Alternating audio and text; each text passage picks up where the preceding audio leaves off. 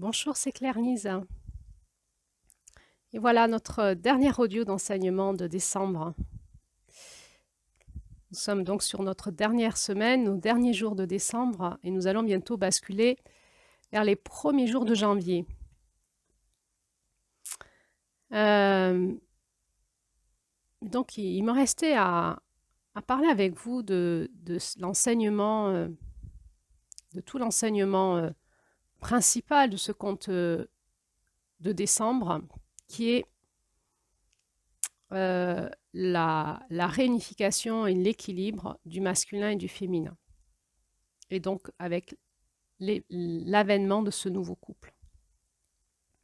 Alors, pour ceux qui rejoignent cet audio aujourd'hui, vous êtes sur un podcast qui s'appelle Les 13 dynamiques du féminin sacré de la Terre et nous étudions depuis janvier des contes amérindiens dans une roue chamanique, la roue des lunes qui nous a été transmise par les femmes amérindiennes.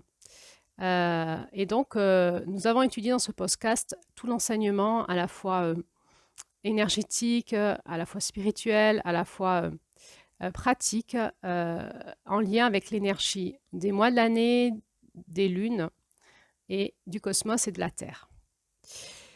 Le conte de décembre s'appelait Celle qui glorifie, et donc nous sommes sur le dernier audio de ce podcast qui étudie l'énergie de ce conte. Du coup, c'est pas rien parce que parler de la finalité de ce conte parle aussi de la finalité de la roue et des enseignements de ces femmes amérindiennes. Peut-être que pour comprendre profondément tout cet enseignement, il faut avoir suivi la roue. Mais peut-être aussi que je vais pouvoir mettre quelques mots pour ceux qui arrivent là de manière par hasard, j'ai envie de dire, sur cet audio en fin d'année.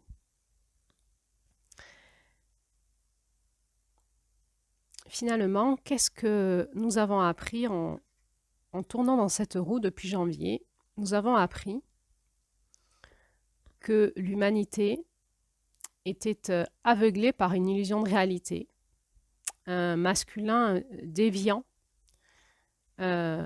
qui est enfermé dans les pièges, les prisons de son mental, de sa perception illusoire de la réalité qui n'est plus reliée au cosmos. Nous avions appris, pour retourner dans notre essence divine de notre humanité, nous avons appris que nous devions développer un masculin plus en lien avec le cosmos, plus en reliance avec ces étoiles sœurs. On avait parlé des étoiles sœurs, on avait parlé de ces alliés de pouvoir, on avait parlé d'être en reliance avec la planète Terre dans le sens planétaire, dans le sens vibratoire, dans le sens d'un être qui a une énergie, qui a une intelligence, qui a une force, et par cette intelligence, cette force, on peut se reconnecter à elle et être guidé par elle, aller dans le sens de son intelligence, mais une planète qui est aussi reliée avec le cosmos et toute une intelligence cosmique qui nous dépasse notre entendement, mais dans laquelle nous pouvons, avec notre masculin, rentrer dans les mystères de l'univers, les mystères du cosmos, en se reconnectant au monde des étoiles, en se reconnectant aux grands mystères, en se reconnectant aussi à nos ancêtres.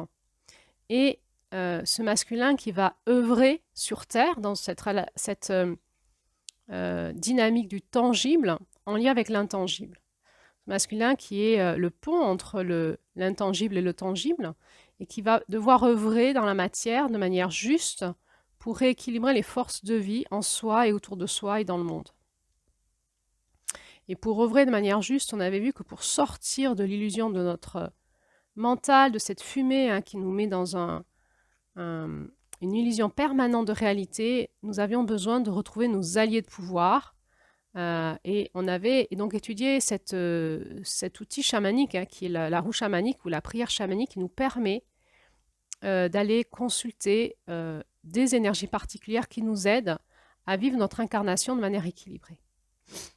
Nous avions vu que notre masculin avait besoin d'aller explorer le monde de l'âme et le monde de l'esprit de retrouver à travers son âme le monde de son esprit, de sa source, de la source de l'amour. Et pour cela, il fallait guérir notre âme pour retrouver l'amour, la source de l'amour auquel nous sommes reliés dans notre esprit. Nous avions vu que nous étions guidés par cette éternelle flamme d'amour qui est dans notre cœur, au plus profond de notre centre, et que par là même, au plus profond de chaque cellule, nous avons cette éternelle flamme d'amour qui nous relie, et que pour pouvoir incarner cet Esprit Saint, cet amour divin à travers notre âme dans notre corps, nous avons aussi un autre chemin possible, qui est le chemin de la reliance à l'intérieur de nos cellules, à l'intérieur de notre corps, d'aller retrouver l'intelligence de la Terre dans notre corps, et à travers cette intelligence, l'intelligence du ciel dans cette flamme éternelle qui brûle en nous, que dans ces enseignements amérindiens, ils appellent l'oranda, d'autres l'appellent notre atome source, notre soi profond, notre essence spirituelle. Et que c'était quelque chose de concret, une dynamique concrète à retrouver en nous, et aussi énergétique. Nous pouvions nous reconnecter au cœur de nous-mêmes et retrouver notre intelligence divine au sein même de notre cœur, mais aussi de tout notre corps, ce qui allait nous donner ce pouvoir de réinformer notre ADN et de nous illuminer de l'intérieur pour comme incarner cette puissance de l'esprit à travers le corps et aussi à travers notre âme pour pouvoir incarner sur Terre l'être que nous sommes en réalité. Avec ce masculin guéri, eh bien, nous arrivions donc au masculin de juillet, qui était ce masculin accompli qui va pouvoir vivre l'initiation de la sexualité sacrée avec son féminin. Au passage, quand on se rappelle les contes de toute notre dynamique masculine de la roue, qui est de février à juillet, eh bien, dans l'histoire des contes, on voit ce premier masculin émerger en tant qu'homme dans notre conte d'avril. C'est-à-dire de février, on va dire de janvier à avril, les contes ne nous parlent que de femmes. Et en avril arrive le premier homme, c'est ce frère qui va amener sa sœur qui a été violée par d'autres hommes. Donc on voit en avril l'énergie des hommes arriver avec deux énergies, l'énergie des violeurs, et il n'y en a pas qu'un, il y en a plusieurs. Cette fille avait vécu une tournante. Ça avait failli la faire mourir, et dans son corps, mais aussi dans la dynamique de son âme, où son âme avait explosé en 1000 morceaux. Et donc, tout l'enseignement d'Avril, c'était comment on fait pour faire nos récupérations d'âme quand notre âme a vécu de tels traumatismes. Et il y avait aussi l'énergie de cet homme frère qui prend soin de sa sœur et qui va l'amener à la guérisseuse pour que cette femme puisse vivre. Nous avons plusieurs façons d'analyser la dynamique masculine et féminine de ces contes, de cette roue et de ce mois de décembre, qui va être à la fois qu'est-ce qui se passe en nous, la dynamique qui se passe en nous, dans notre masculin, notre féminin, mais aussi la dynamique qui se passe pour nous femmes en lien avec les hommes, et peut-être les hommes en lien avec leur propre être homme, mais aussi avec les femmes.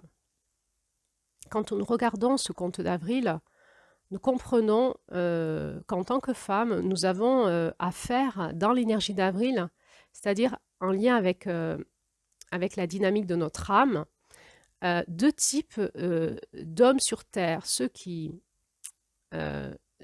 profitent de l'énergie d'une femme vulnérable, mais aussi de l'énergie de la Vierge, la jeune fille, et qui vont la consommer jusqu'à la faire mourir s'il faut, et puis tant pis. Et puis nous avons ces énergies d'hommes frères qui viennent protéger le féminin vulnérable et voire même le guérir, cette énergie de l'homme guérisseur. Il est important pour nous femmes de pouvoir avoir conscience de ces deux dynamiques qui existent encore sur Terre, et de pouvoir s'éveiller avec notre masculin à comprendre à quel type d'homme nous avons affaire quand nous rencontrons des hommes, en sachant que les deux dynamiques peuvent exister en même temps chez un même homme, en fait, hein. C'est des flux et des reflux où il peut avoir encore certains hommes peuvent avoir en eux, dans leur instinct, dans leur mémoire karmique ou transgénérationnelle, ou voilà, une configuration de prédation. Et nous pouvons aussi voir une dynamique qui s'élève chez certains hommes pour plutôt être dans une dynamique de protection fraternelle des femmes, d'apporter leur soutien, le gardien qui apporte son soutien, sa protection, qui vient réparer et guérir. Et puis nous allons retrouver ça en nous, en tant que femmes, dans nos dynamiques intérieures. Nous avons aussi une énergie masculine qui peut être prédatrice et qui peut amener à la mort. Et entre autres, nous pouvons utiliser ça aussi avec les hommes. Dans un côté, avec une dynamique masculine qui veut utiliser l'autre à son service, même si l'autre, il meurt. Donc c'est une dynamique plus manipulatrice chez les femmes, castratrice.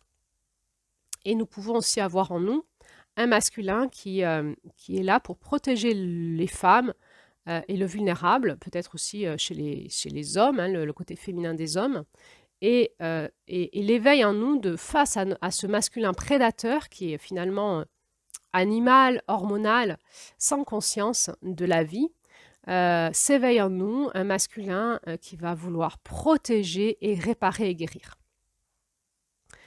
En même temps, là, on a la dynamique familiale de l'importance des liens fraternels entre frères et sœurs qui restent sains et qui ne vrillent pas dans une dynamique incestuelle.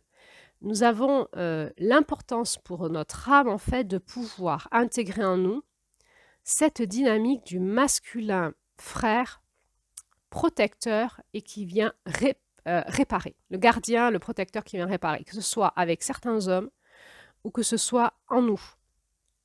D'où l'importance pour nos femmes de vivre ces relations d'amitié avec certains hommes ou avec nos frères ou nos cousins, où il n'y a aucune ambiguïté sexuelle, pour que notre part féminine qui a les mémoires de l'abus, qu'elles soient karmiques ou transgénérationnelles, ou qu'elles soient réelles si nous avons vécu, nous aussi, dans cette vie-là, puisse en toute sécurité se réparer grâce au contact de masculins sains, fraternels, protecteurs, où il n'y a aucune ambiguïté prédatrice et sexuelle.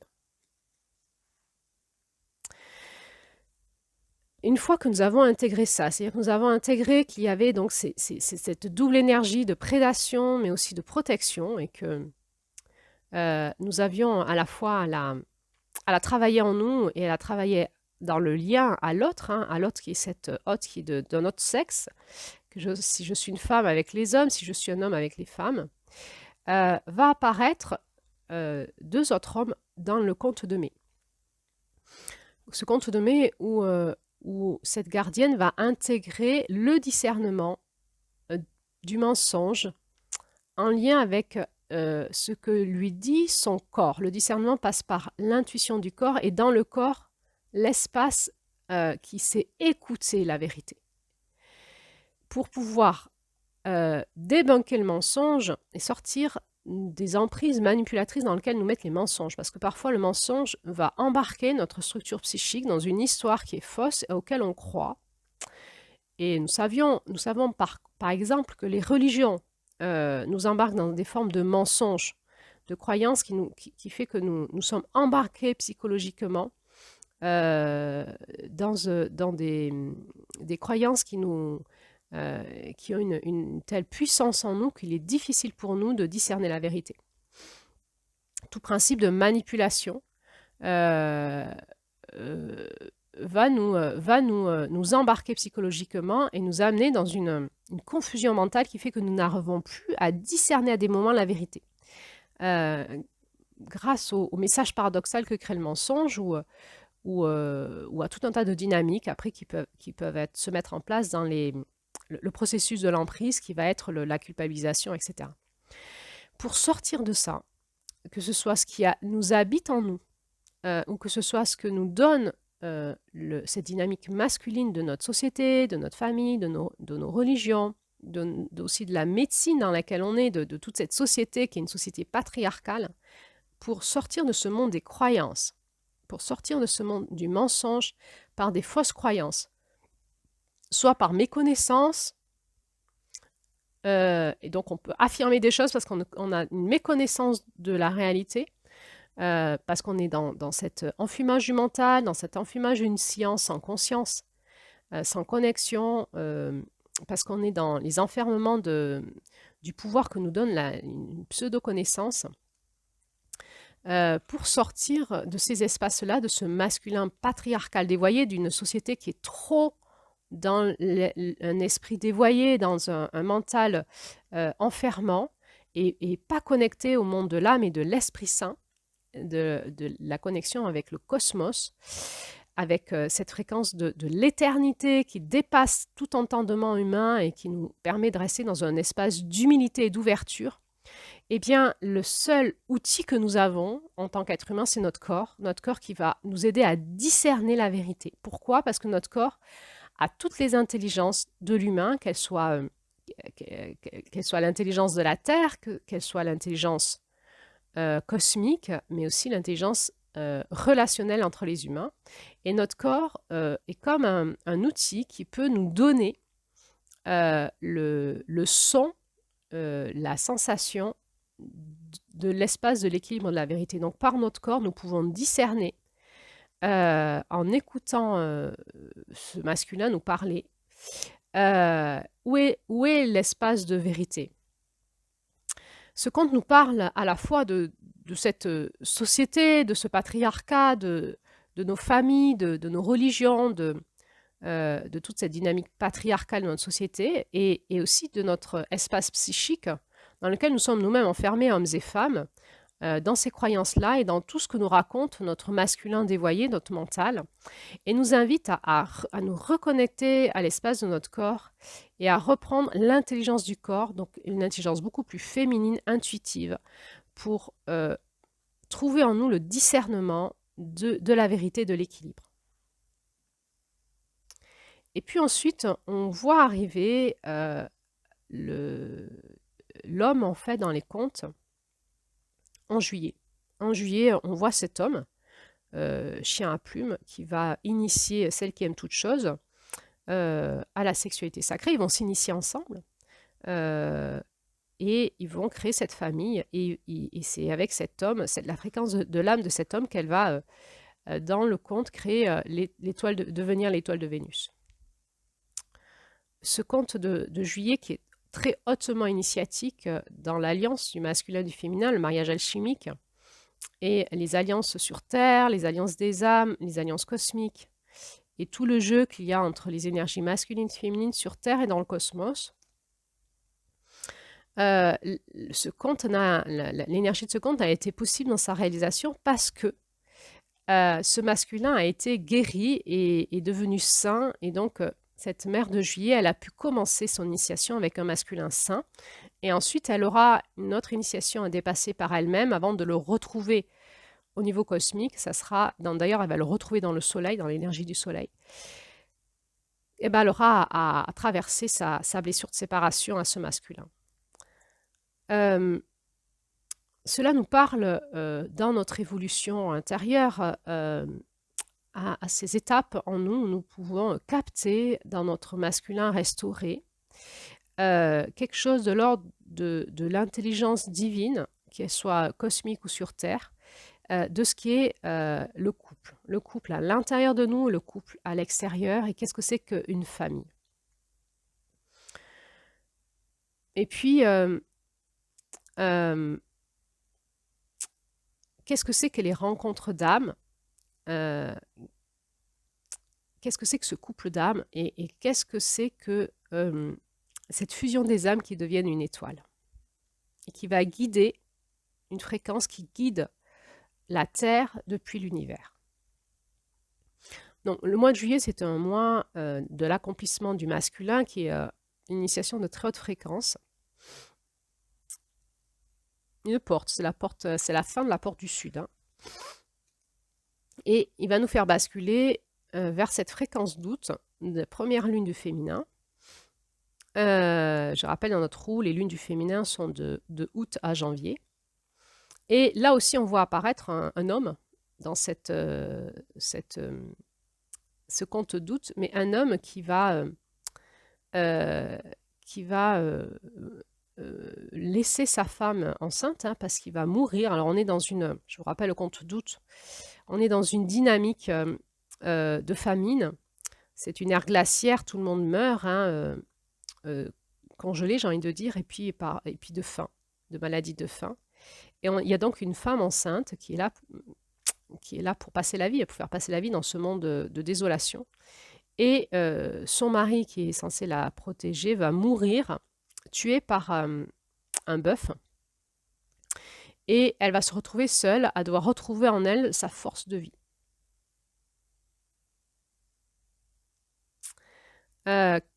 Comment on peut analyser ça? On voit qu'il y a encore un lien avec la blessure de séparation de juillet et toute l'intégration qu'on doit passer dans notre féminin, c'est-à-dire une fois qu'on a restauré notre masculin, en lien avec ce qui est à l'intérieur de nous, nos mémoires et aussi les relations qu'on a avec les hommes à l'extérieur de nous en tant que femmes et en tant qu'hommes en lien avec tout l'héritage ancestral et karmique qu'on a en tant qu'homme et tout ce bagage qu'on a à porter par rapport à cette évolution patriarcale du monde et à transmuter en soi-même pour devenir cet homme sain et avec une posture saine avec les femmes, avec des femmes, j'en profite pour préciser ça, avec des femmes qui sont en majorité aussi encore dans des énergies dévoyées. Des femmes qui ont peut-être des énergies féminines et masculines du coup, pas très saines avec les hommes, qui fait que pour qu'un homme sain reste dans sa posture d'homme sain, il va lui falloir un très grand alignement, un très grand ancrage, mais aussi une très grande conscience cosmique de ce qu'est le masculin, le féminin et la sexualité, le couple. Et donc un homme accompli aujourd'hui sur Terre va probablement être en quête d'une femme aussi accomplie, parce que la plupart des femmes ne correspondent pas aux fréquences de cet homme, et donc pour lui, il n'y a pas de communion et d'harmonisation possible avec de telles femmes. Donc le mois de juillet nous confronte, hommes et femmes, à vraiment avoir guéri notre masculin dans notre conscience, notre alignement, notre compréhension et nos rencontres, pour qu'on puisse ensemble basculer dans ce monde du féminin. Et donc, pour guérir notre féminin avec ce masculin sain, il faut que notre féminin puisse accepter la séparation qui est illusoire, puisque quelque part, le conte de juillet nous dit qu'on peut, en se reconnectant à la fréquence du soleil, hein, on peut retrouver notre âme originelle dans son équilibre masculin-féminin. On peut retrouver la fréquence de l'union cosmique de notre âme entre son masculin et son féminin. D'où l'importance de pouvoir se reconnecter aux astres et de pouvoir se reconnecter au soleil pour rééquilibrer énergétiquement notre masculin, notre féminin. D'où l'importance aussi d'être en lien avec les solstices. D'où l'importance aussi des transmissions ancestrales chamaniques dans la reliance avec les astres qui nous entourent. Quand nous basculons dans la guérison de notre féminin, de l'énergie féminine en nous, de notre être femme ou du féminin chez les hommes, eh bien, il va y avoir cette énergie de mort qui va passer, la mise à mort de tout ce qui, dans notre incarnation, reste les reliquats de l'ancienne vie. Et nous devons nous rappeler dans notre énergie féminine que notre seule reliance d'alliance et de soutien de notre force de vie, elle est à l'intérieur de nous, dans notre cœur, dans notre étoile source, dans notre soleil intérieur, dans cette éternelle flamme d'amour qui brûle en nous. Que notre force de vie n'est pas en lien avec une force extérieure, mais intérieure en nous, qui va nous amener à enfanter notre féminin sacré, qui sera la dynamique de septembre. Et puis on va retrouver cet homme en octobre, ce qui est sous la forme d'un petit garçon, qui est plus jeune que sa sœur, encore une histoire de frères et sœurs. Euh, et, euh, et on peut sentir que dans ces enseignements amérindiens, l'enseignement de notre finalement couple intérieur, il y a quelque chose d'assez fraternel aussi, hein. Il y a quelque chose d'une alliance spirituelle, d'énergie en nous qui vient s'éduquer ensemble pour nous aider à incarner quelque chose dans ce monde. Ce garçon, en octobre, il est plus petit que sa sœur et il va apprendre à tisser dans ce nouveau monde avec de nouvelles énergies. Et puis on va retrouver les hommes, hein, la dynamique de l'homme en novembre, où on voit que notre gardienne de novembre, elle apprend aux hommes l'impeccabilité de la posture. On avait vu que ça nous parlait aussi de nous, de comment notre masculin divin pouvait nous redresser dans notre féminin, et comment notre féminin pouvait aider notre masculin aussi à se redresser pour pouvoir incarner ce féminin accompli qui va arriver en janvier.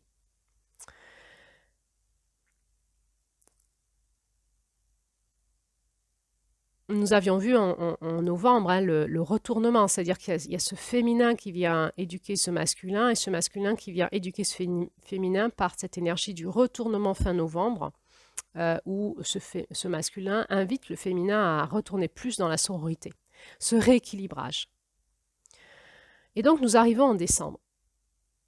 Alors, ce rappel de la roue qui a été fait de manière très brève ici, c'est juste pour nous rappeler toute la dynamique qui nous habite depuis le mois de janvier, féminin-masculin en nous, et toute cette dynamique que nous devons vivre à l'intérieur de nous pour nous rééquilibrer, pour pouvoir incarner l'énergie de décembre. Et ce couple intérieur qui est l'énergie de décembre. Nous voyons dans cette énergie de décembre finalement ça nous ramène quelque part à l'énergie de janvier, pardon, à l'énergie de juillet. Alors j'étais en train de penser que le complémentaire de juillet c'était janvier, et donc ça nous prépare à aller dans notre accomplissement de janvier.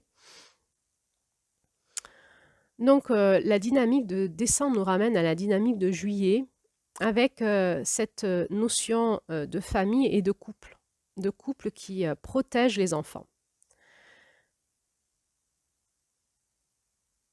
En décembre, nous voyons un homme qui se perd, ce père qui finalement va perdre sa femme, et on peut voir là aussi, on peut analyser avec la dynamique inverse, c'est finalement les hommes sans la conscience, sans le vis-à-vis des femmes conscientes face à eux, vont prendre les mauvaises décisions. Comment est-ce possible qu'un homme évolue s'il a en face de lui des femmes qui sont dévoyées, déséquilibrées en elles-mêmes? C'est impossible. Nous avons la responsabilité en tant que femmes de nous guérir totalement pour être en place face aux hommes. Ce n'est pas possible autrement. Les hommes ont besoin des femmes, les femmes ont besoin des hommes, mais nous avons ce travail à faire en nous-mêmes. Et dans la rencontre concrète, dans le monde tangible, dans la sexualité, dans la gestion d'une famille, dans l'accomplissement de notre quotidien, de la vie, de créer, de protéger la vie, de nourrir la vie dans notre quotidien de couple, mais aussi dans l'accomplissement de nos rituels spirituels ensemble. Cela n'est possible que si chacun de nous avons fait ce travail de rééquilibrage en soi, et si nous femmes, nous sommes en place face aux hommes. Parce que l'homme, il a beau travailler sur lui, s'il est face à une femme dévoyée, le monde tourne mal. C'est-à-dire que la femme, elle est porteuse en elle-même, dans sa puissance du féminin, de la matrice divine, de l'utérus, du foyer, de ce qui protège la vie dans ces espaces les plus vulnérables et les plus sacrés. Si un homme tout évolué il est en lien avec une femme qui n'est pas la gardienne de la matrice, le foyer va partir en vrille. Nous devons, nous femmes, nous guérir. Nous devons nous sortir de toutes ces mémoires patriarcales que nous portons en nous, nous avons un énorme travail à faire. Et c'est notre tâche actuelle. Nous devons nous guérir pour pouvoir être en place face aux hommes. Et j'ai envie de nous ramener dans l'espérance et dans la foi que chaque fois qu'une femme se guérit, son vis-à-vis d'homme se guérit aussi en même temps. C'est-à-dire nous sommes tous interreliés. Nous pouvons avoir foi, nous les femmes, qu'en nous guérissant, les hommes se guérissent aussi. C'est automatique. C'est pas injuste, c'est automatique. Nous sommes porteuses de la matrice. Nous sommes porteuses des rêves de l'humanité. Et nous avons ce travail à faire. Et nous voyons dans ce conte de décembre que quand elle se guérit, elle rencontre le fils du chef. Il est là. Alors souvent, j'entends les femmes dire où sont les hommes. C'est vrai. Il y a beaucoup d'hommes qui sont pas en place, mais aussi qui sont influencés par des femmes pas en place. Tant que les hommes trouvent des femmes qui se prêtent au jeu de la prédation, qui disent oui à toute une dynamique relationnelle, sexuelle, de couple qui n'est pas en faveur de la vie, de l'amour et du féminin, de l'intelligence du féminin, pourquoi l'homme changerait? L'homme changera quand il rencontrera des femmes qui lui diront non à sa façon de fonctionner, qui est encore une façon patriarcale ou prédatrice. Nous avons un rôle, nous femmes, énorme auprès des hommes et du masculin en général, et nous ne pouvons trouver ce rôle que quand nous avons nous-mêmes guéri notre masculin et notre féminin en nous. Et c'est comme ça. C'est comme ça. Nous avons un pouvoir énorme sur nos enfants, mais aussi sur nos compagnons. C'est le pouvoir et la puissance du féminin. Si nous le nions, si nous ne sommes pas rentrés dedans, si nous ne l'avons pas compris, si nous ne le guérissons pas, les hommes ne bougeront pas. Parce que nous sommes interreliés, c'est notre rôle. Donc nous voyons cet homme de décembre, ce papa, sa maman est morte, il n'y a plus de féminin, il n'y a plus de référentiel de femmes, et il ne reste plus que des femmes narcissiques sur Terre, hein, qui aiment la beauté. Hein. On le voit, hein, ces femmes actuellement qui prennent soin de leur beauté extérieure, du maquillage, de leur habit, mais qui sont tellement superficielles et qui ne pensent qu'à la beauté. Évidemment, parce qu'elles ont été dévoyées aussi par un patriarcat, par ce regard masculin qui veut que les femmes soient belles.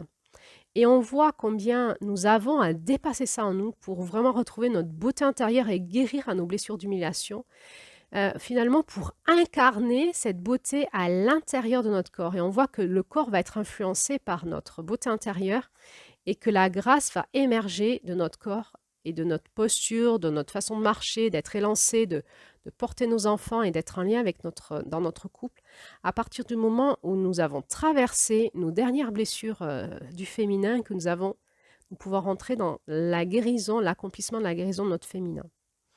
Et ce conte nous parle quelque part c'est comme si tout d'un coup, face à nous, nous pouvions enfin rencontrer notre masculin guéri, aligné à ce féminin guéri, ce couple rééquilibré qui va pouvoir enfanter cette nouvelle humanité. Alors, l'émergence de cet homme face à nous, on peut la voir de plusieurs façons. On peut la voir dans notre énergie intérieure et ce qui va nous générer un changement d'identité, un changement d'être, un changement de conscience et qui va nous faire basculer dans cette roue d'après. On peut aussi le voir dans l'énergie de nos couples. Si nous tenons, nous femmes, la guérison de notre masculin, de notre féminin, dans la dynamique de cette roue, et qu'un jour, nous en sommes à la fréquence de décembre. Nous sommes en train de définitivement être dans l'accomplissement de notre guérison. Eh bien, qu'est-ce qui se passe? Soit ça veut dire qu'on a peut-être changé de couple plusieurs fois et qu'on va enfin être dans un couple sain. Parce qu'on a dit non à un masculin ou un couple, une dynamique de couple qui n'était pas en faveur de notre guérison intérieure. Soit nous sommes restés dans le même couple, nous avons tenu les initiations du couple, parce que le couple, c'est un espace initiatique au niveau spirituel, hein, et ce n'est pas toujours le cas dans notre réalité, puisqu'on se met en couple pas forcément pour les bonnes raisons, d'où parfois le besoin de se séparer pour retrouver les bonnes raisons d'être en couple. Mais parfois, la rencontre des âmes et l'alliance des âmes et le fait d'être en couple ensemble nous fait aller dans ce chemin initiatique de la guérison du masculin et du féminin, du rééquilibrage. Et dans cette dynamique de l'intelligence de la Terre, de la roue, eh bien, dans notre couple, nous avons vécu tout un tas d'étapes initiatiques qui fait que nous en sommes ensemble encore en train de guérir notre énergie de descente pour pouvoir émerger ensemble à ce nouveau couple qui est le couple dans son accomplissement, dans la dimension incarnée, dans la dimension terre, dans la dimension corps.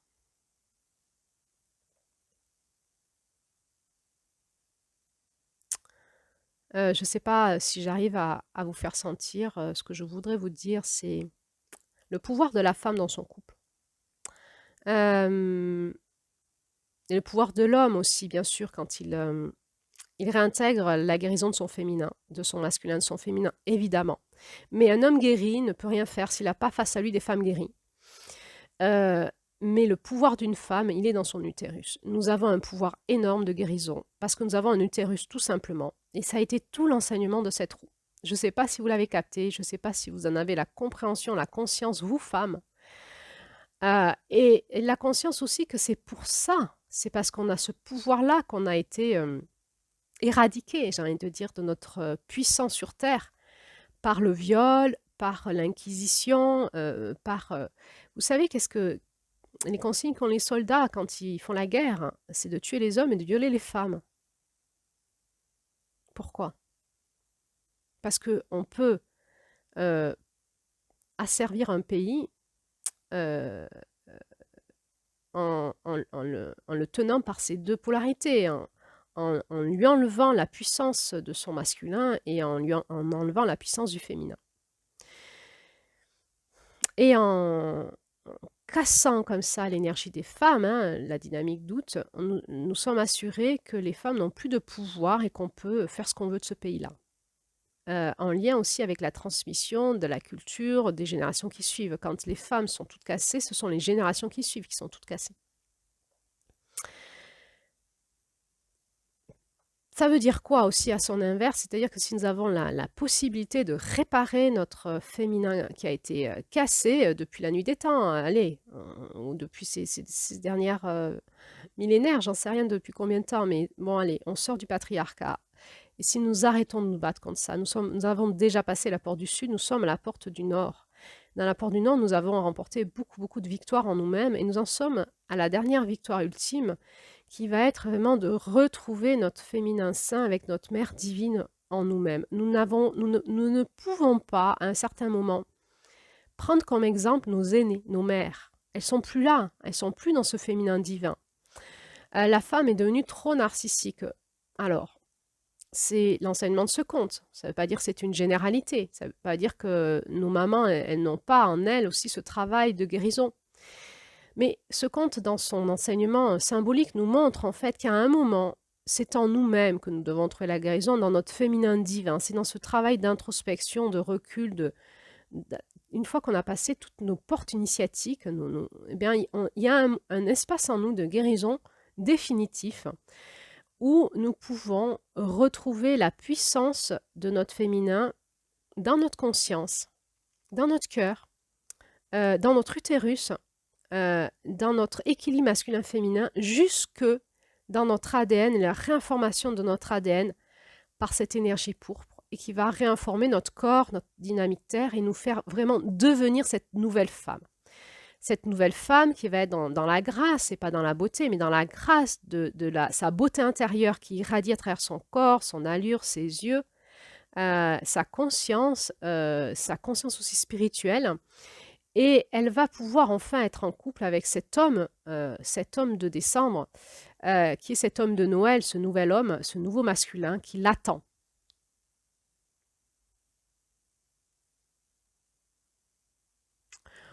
On a depuis juillet cette notion que l'homme nous attend quelque part, la dynamique du masculin en nous, mais aussi l'homme nous attend quelque part. Dans le soleil, en juillet, et en décembre, il nous attend dans la réalité incarnée. est-ce que femme, tu peux incarner ta guérison totalement et tout d'un coup va émerger cet homme qu'on ne voyait pas. Et pourquoi on ne se voit pas? Pourquoi les femmes qui se guérissent ne voient pas les hommes qui se guérissent? Parce que ça émerge dans l'accomplissement, la rencontre. Alors, on se voit dans nos espaces blessés, dans nos espaces qui sont en train de guérir. Pourquoi on ne se voit pas dans notre accomplissement? Parce que ça émergera au moment où on s'accomplit. Ça émergera peut-être avec un nouvel homme, mais peut-être avec la transmutation dans notre couple de quelque chose d'extraordinaire. Ça nous demande, nous femmes, de pouvoir traverser en confiance, confiance à l'énergie du féminin en nous que nous avons apprivoisé, intégré petit à petit dans ces lunes du féminin d'août à janvier.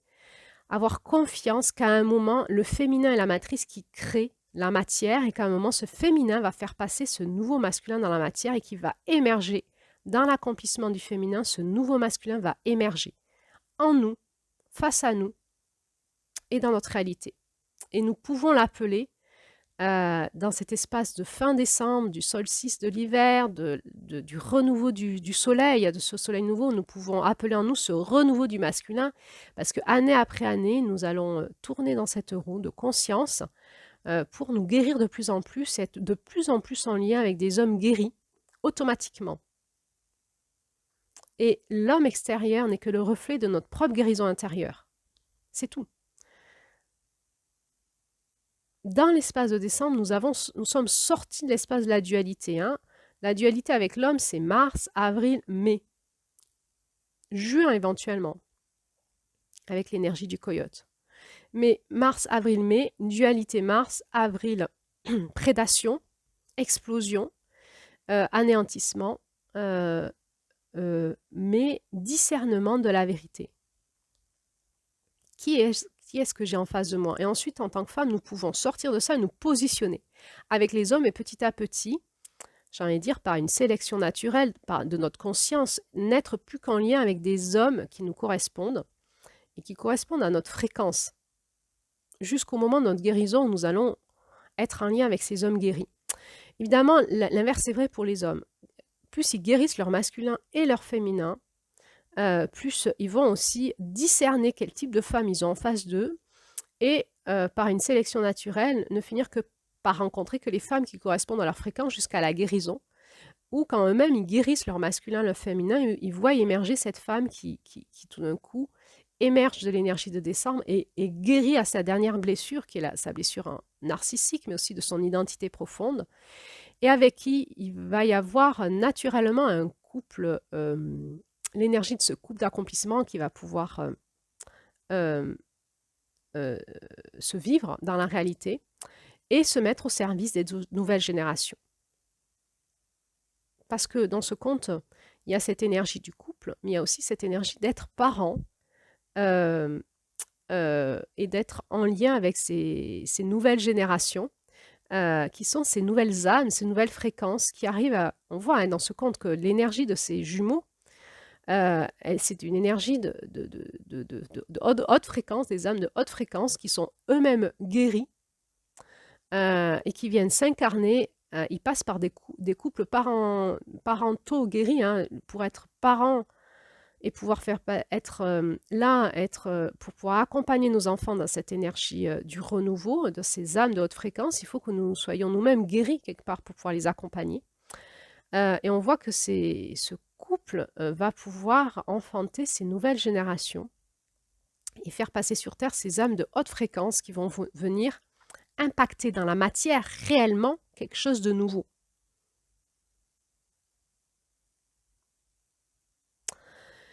Si on regarde la généalogie de cette famille en décembre, on a des grands-parents qui sont le chef du clan. Et lui, il n'a pas de femme non plus. Il est en lien avec la mère divine, celle qui glorifie, qui est la mère spirituelle. Donc ce grand-père, il s'appelle Ours, qui protège. On voit ce patriarche aussi accompli et qui est sorti du patriarcat et qui se masculin en place, Ours qui protège. Il aimait rassembler sa tribu et prier, célébrer, rendre grâce. Et il aime il aime en fait amorcer cette énergie de la célébration du nouveau commencement. C'est vraiment lui l'initiateur. Il est là, il bénit, il protège, il est cette fréquence reliée au soleil. On voit avec celle qui glorifie, ils vont voir hein, les signes cosmiques qui se mettent en place. On nous est dit que les rayons du grand Père Soleil touchaient l'horizon à l'ouest de la nation du ciel, amenant en multitude les glorieuses couleurs du crépuscule.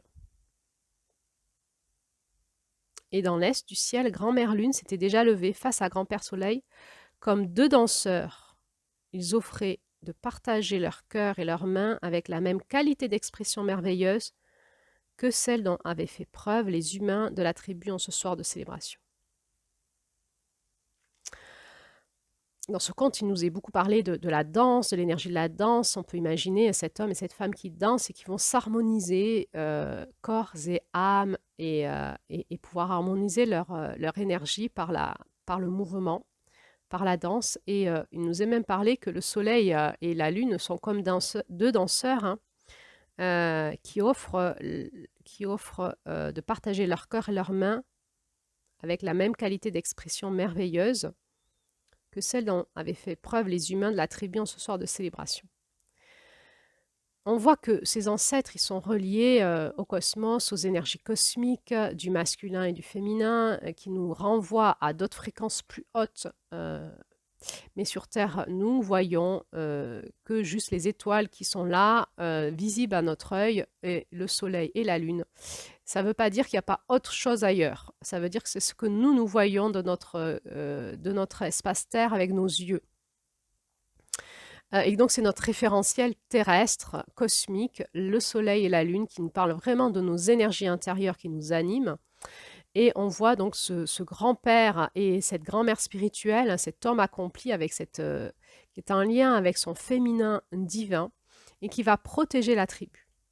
Alors, donc, on voit aussi que ce féminin spirituel s'appelle la sage-femme ou la femme sage. On peut dire que c'est une accoucheuse du nouveau monde.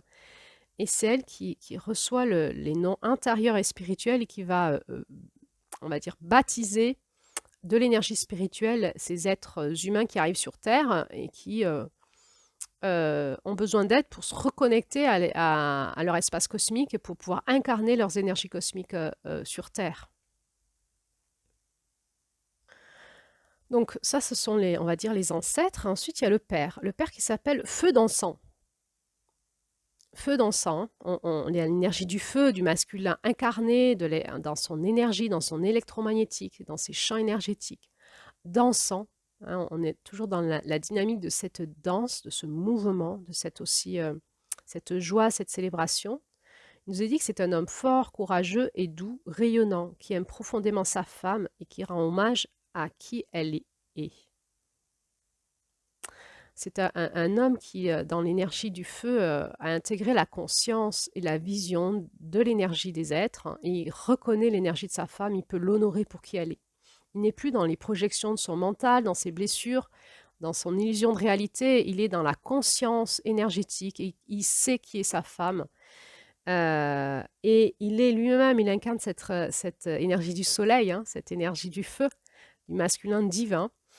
Il est rayonnant et il est accompli, hein, il est empli de cette énergie du masculin divin en lui-même. Donc, il est marié, il a demandé en mariage cette jeune fille qui va devenir cette mère, qui s'appelle Lune de crépuscule. Lune de crépuscule, ça nous ramène à septembre, hein, la femme du soleil couchant. C'est la lune qui émerge au crépuscule. De quoi ça nous parle, cette lune du crépuscule? Ça nous parle de la pleine lune. Concrètement, quand la lune émerge au crépuscule, c'est-à-dire au coucher de soleil, c'est qu'on est dans la pleine lune. Sinon, la lune, elle se lève dans la journée, ou au milieu de la nuit, ou en fin de nuit, si on est à la fin du cycle lunaire. Au début du cycle lunaire, la lune se lève dans la journée, et en fin de cycle lunaire, la lune se lève à la fin de la nuit, et elle va être en présence avec nous dans la journée. Pour que la lune soit en présence au crépuscule et soit avec nous toute la nuit, c'est qu'on est dans les fréquences de la pleine lune. À la pleine lune, la lune se lève à l'est quand le soleil se couche et se couche à l'ouest quand le soleil se lève à l'est. Il y a une parfaite harmonie masculin-féminin entre le soleil et la lune, notre monde du jour et notre monde du nuit au moment de la pleine lune. Du coup, souvent on dit qu'il y a 3 jours, il y a le jour avant, le jour de la pleine lune, le jour après à peu près, hein, 4-5 jours, 6 entre les 2-3 jours avant, 2-3 jours après. Mais c'est vraiment la nuit de la pleine lune où chaque mois, l'équilibre de notre masculin et notre féminin peut se faire totalement en lien avec les énergies cosmiques et la Terre. Lune de crépuscule, ça veut dire que elle est dans son équilibre masculin-féminin accompli. C'est la pleine lune qui se lève, hein. C'est la pleine lune de décembre qui se lève. Et cette mère, hein, cette héroïne de notre conte, c'est donc, elle incarne la pleine lune de décembre quelque part, hein, avec ces fréquences pourpres qui vont rayonner de leur plein pouvoir en équilibre masculin-féminin. C'est un féminin détruit qui a été restauré et qui représente le potentiel de l'esprit humain. L'esprit humain qui va être retrouvé dans notre féminin, hein, on se rappelle, hein, pour retrouver notre esprit sain, notre fréquence source, notre onde de forme, il faut aller traverser toutes nos étapes initiatiques du féminin dans nos profondeurs et retrouver au fond de nous la source de toute chose, dans cet équilibre parfait du masculin et du féminin en nous-mêmes, et régénérer notre esprit. Tout l'enseignement de Lune de crépuscule, c'est comment elle a été brisée par l'esprit malveillant des femmes de la terre et d'un père perdu, et comment elle a retrouvé en elle-même cette mère spirituelle et qu'elle a pu restaurer son esprit par tout ce que nous avons étudié en décembre, dont l'énergie de la gratitude, dont l'ouverture du cœur, dont la restauration des signes de reconnaissance positive en elle-même, le travail qu'elle a fait pour restaurer son esprit et jusque dans son ADN et jusque dans son corps, dans sa terre intérieure. Et en elle-même, elle incarne vraiment toute la guérison de la roue, en fait, hein. Elle incarne toute la guérison de toutes les fréquences des mers, la capacité de se guérir esprit, âme et corps et cœur pour pouvoir incarner ce nouveau féminin. Et donc cette lune qui émerge de la crépuscule dans ce féminin sacré, cette lune de décembre, cette pleine lune de décembre, qui est lune de crépuscule qui nous dit « Je suis là, toi aussi tu peux le faire, chaque année ». À la pleine lune de décembre, tu peux incarner ce féminin qui se guérit totalement toute seule, qui va rencontrer son masculin, son nouveau masculin, cette fin décembre, avec ce nouveau soleil et cette nouvelle année qui démarre, toi aussi tu peux le faire. Donc, le grand-père qui s'appelle Ours qui protège, cette grand-mère spirituelle qui s'appelle Celle qui glorifie, eh bien, ils ont donc ce couple en dessous d'eux qui est feu d'encens, qui va se marier avec lune de crépuscule. Sentez l'énergie du couple. Et on entend un feu d'encens aussi, on entend ce feu qui crépite le soir dans la nuit, hein. Ça peut être le feu du soleil de la journée, hein. Mais la journée, lune de crépuscule, elle n'est pas là, elle est là la nuit, hein. La journée, elle n'est pas là, hein, quand la pleine lune n'est pas là la journée. Et lune de crépuscule, elle n'est rencontrable par feu d'encens que au coucher du soleil et toute la nuit. Et le matin, elle n'est plus là, elle se couche. Cette fréquence de la pleine lune et de la pleine lune de décembre n'est accessible par le masculin que dans la puissance de ce féminin, de cette longue nuit étoilée de la pleine lune de décembre. C'est là où on est vraiment dans ces fréquences où notre masculin peut rencontrer notre féminin, restauré, guéri, en lien avec son féminin divin, qui est accompli. Et ça nous parle de ces nuits, de ces longues nuits d'hiver où nous pouvons faire rencontrer notre feu d'encens, ce feu de la nuit qui crépite, qui vient nous réchauffer, autour duquel on va se rassembler pour faire la fête, pour danser, pour célébrer, pour invoquer ce nouveau soleil, avec cette conscience du féminin et cette conscience de ce qui se passe dans ces nuits longues d'hiver en lien avec le cosmos et entre autres le monde des étoiles et de la Lune. Et la rencontre la puissance de ce féminin qui se rencontre avec ce nouveau masculin fin décembre, c'est ce qui va engendrer les nouvelles générations. En nous-mêmes, nos nouveaux enfants de demain, notre nouvelle roue, notre nouveau masculin-féminin, nos enfants intérieurs, nos jumeaux intérieurs qui vont s'équilibrer, mais aussi ces couples qui se rencontrent peuvent faire passer sur Terre ces nouvelles fréquences.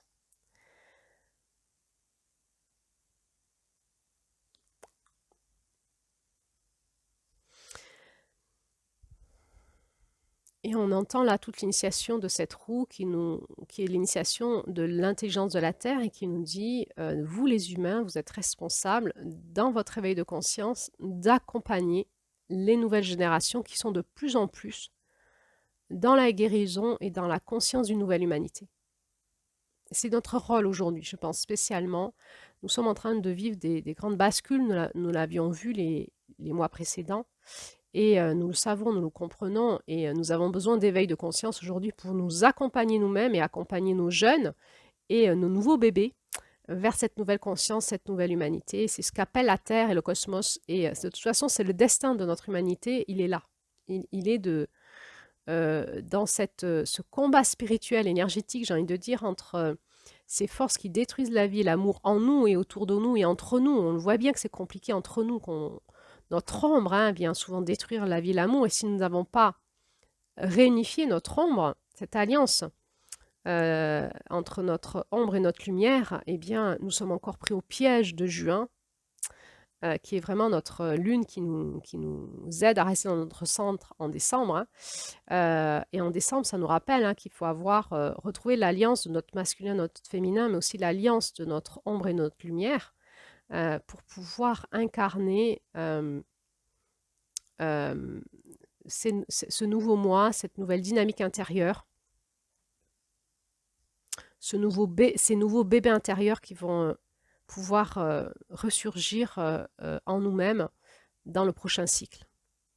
J'ai envie de dire en toute innocence, parce qu'on voit ces bébés tellement vulnérables, mais qui sont pris en charge par cette nouvelle société bienveillante, qui est plus en lien avec la spiritualité, qui sait mettre en lien le cosmos avec la Terre, dans des rituels sacrés, et amener la protection de ces enfants dans leur corps, dans leur être chair, et aussi dans la société, et pouvoir générer des rituels de célébration, d'accueil et de gratitude que ces âmes viennent sur Terre nous accompagner dans notre futur. Dans ce conte, il nous est dit que ces jumeaux sont la complétude spirituelle, représentent la complétude spirituelle. Complétude spirituelle. Complétude spirituelle, on peut entendre, c'est pas un couple là, ce sont des frères, même, on va dire même issus du même œuf, quelque part. Ce sont des jumeaux. Ils ont le même âge. C'est plus le masculin-féminin, la relation fraternelle d'octobre, où il y avait une différence d'âge. Là, ils ont le même âge. Ils sont issus du même œuf, des mêmes parents. C'est une relation fraternelle, mais ça vient nous parler d'une alliance spirituelle qui se crée dans l'humanité. Que petit à petit, nous les femmes, en lien avec nos couples et notre façon de gérer nos familles, nous pouvons faire passer sur Terre un équilibre spirituel des forces. C'est comme si les âmes qui passaient sur Terre, petit à petit, allaient s'équilibrer dans une complétude spirituelle, et petit à petit, il y aura donc des hommes accomplis, des femmes accomplies qui pourront se retrouver. Ça, c'est sur un plan de l'humanité. Nous allons aussi le retrouver, bien sûr, en nous-mêmes, ça. Comment, dans notre alliance du masculin-féminin en nous, dans ce nouveau bébé du lendemain, il va y avoir comme deux bébés que nous allons mettre au monde, comme deux énergies qui vont se compléter et travailler ensemble pour l'avènement de la nouvelle humanité.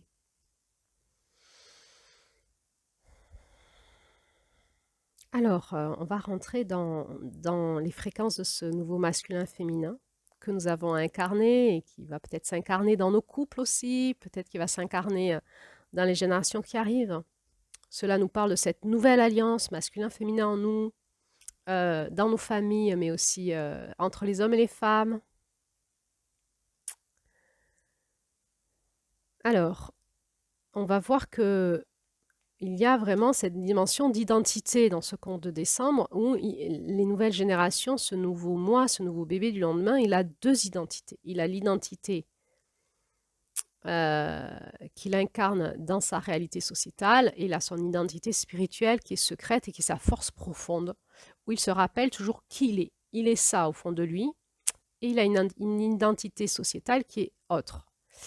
Alors, on va regarder la fille, la petite fille, elle s'appelle Lune orangée qui s'élève. Dans son identité sociétale, on va dire, dans sa tribu, on peut remarquer que sa mère s'appelle Lune de crépuscule et sa fille s'appelle Lune orangée qui s'élève. Donc on voit qu'elle s'élève au-dessus de sa mère. C'est cette lune qui s'élève dans la nuit, orangée, hein, qui est vraiment ce lever de lune. Hein. La lune orangée, ça nous ramène au lever de lune. Ça va nous ramener aussi à la fréquence de janvier. Hein. C'est-à-dire que ça nous dit janvier est là et s'élève, hein, s'élève dans le ciel et va s'élever sur la terre. La fréquence de janvier va s'élever à travers nous, dans le ciel et sur la terre.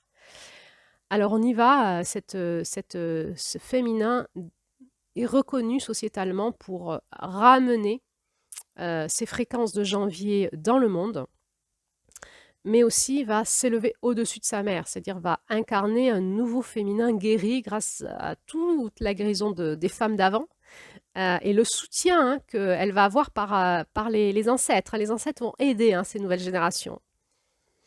Et elle va s'appeler, dans son nom spirituel, Chant du Calumet.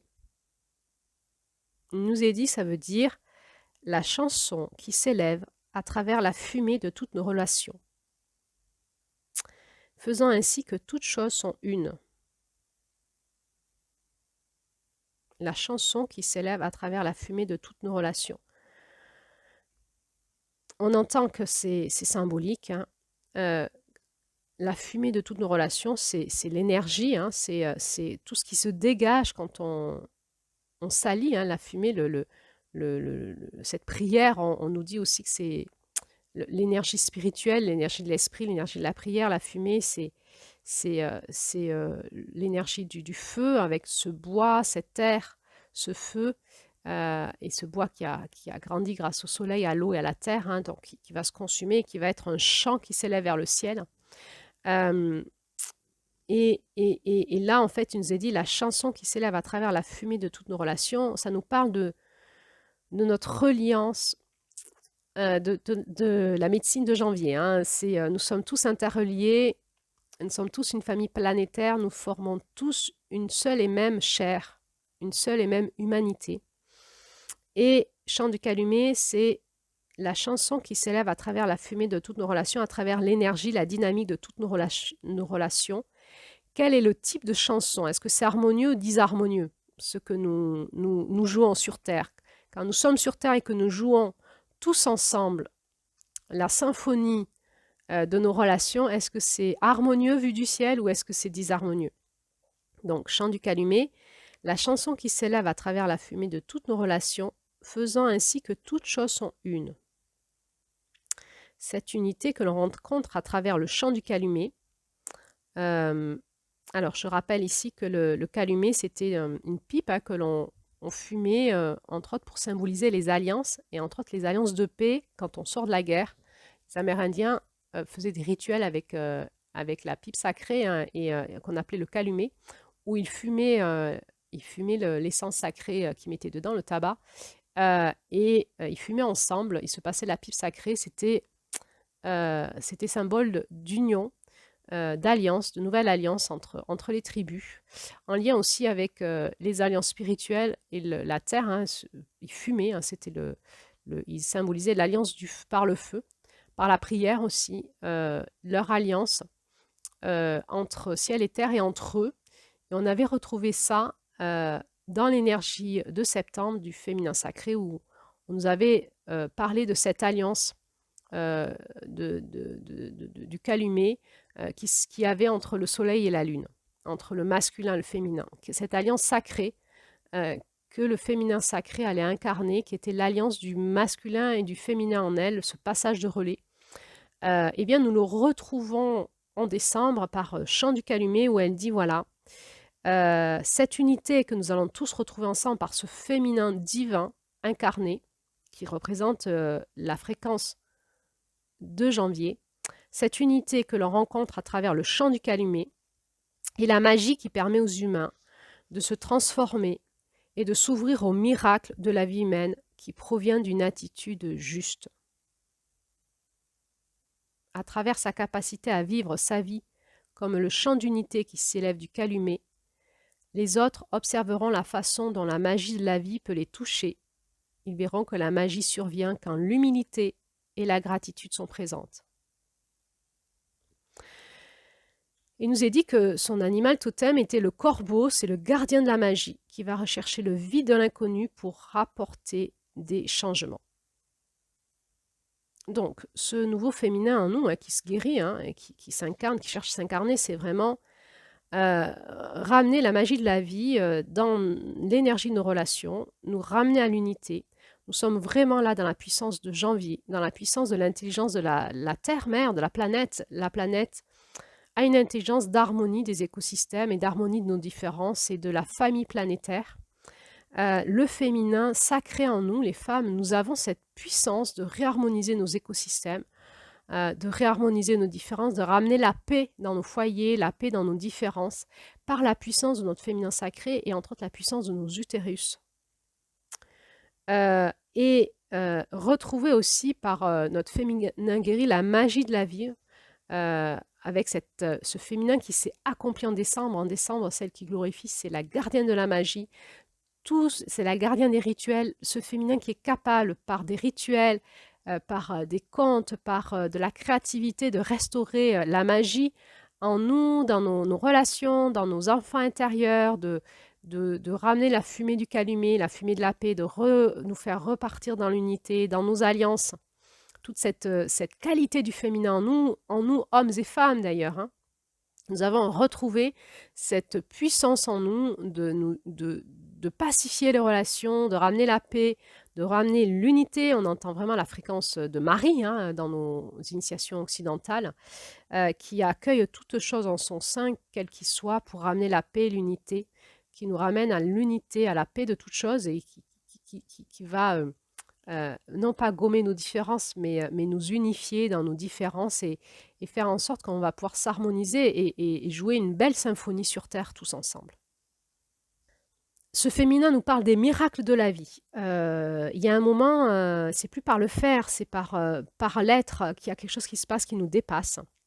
La magie. Et elle nous invite à vraiment cultiver en nous notre attitude juste.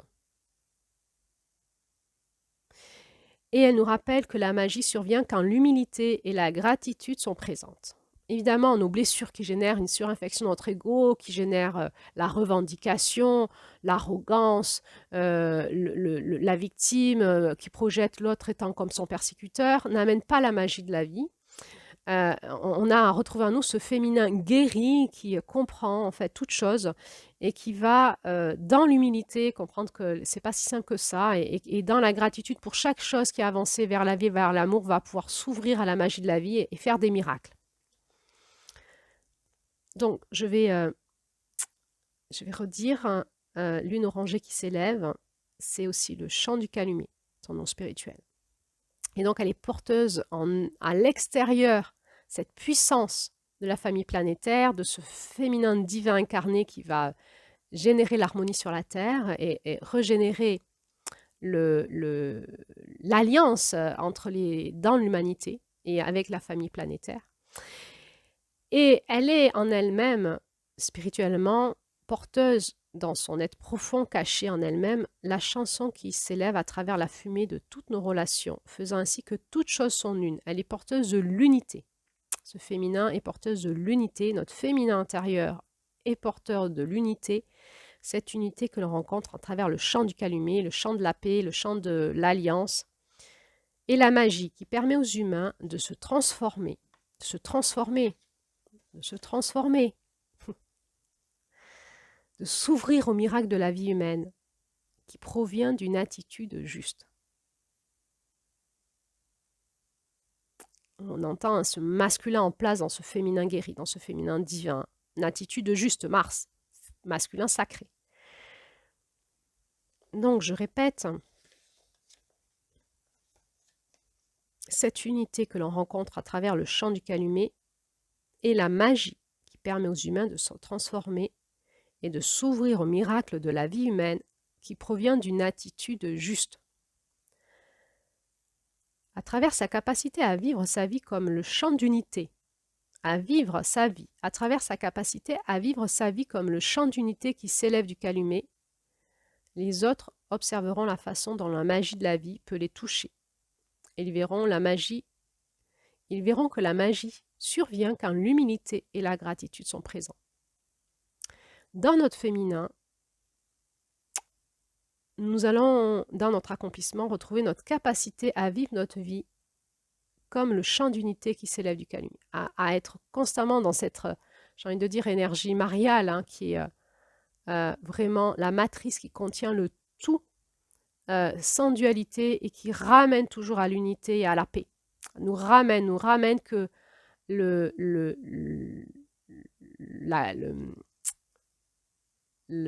comment je dirais ça, l'essence même de la création de la Terre, c'est l'harmonisation, la paix et qu'une belle symphonie s'élève de la Terre vers le ciel.